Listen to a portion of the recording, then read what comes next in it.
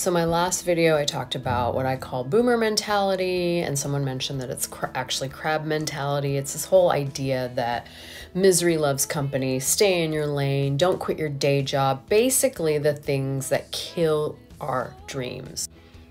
Now, I called it boomer mentality, right? You remember that, and I remember that, and I actually feel guilty about that. As a Gen X person, like, I have so many friends that are boomers.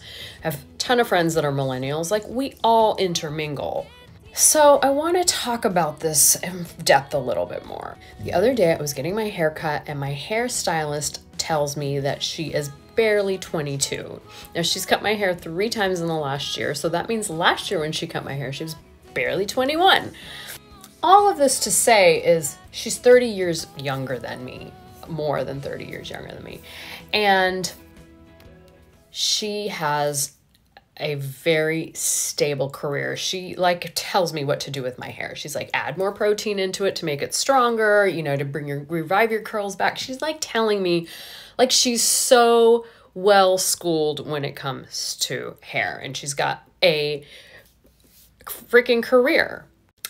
And to find out that she's barely 22 and living with a partner and so settled almost kind of like blew my mind, because we got to talking about the negativity that she hears, not necessarily from her parents, but from her grandparents. This idea still permeates in our culture that you need to find a career and have a stable job.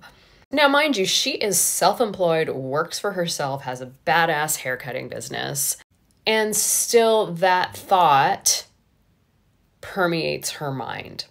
Not just holds us back from our dreams, because she could be very well doing the thing that she loves and that she's very good at, but it could be keeping us stuck in other ways.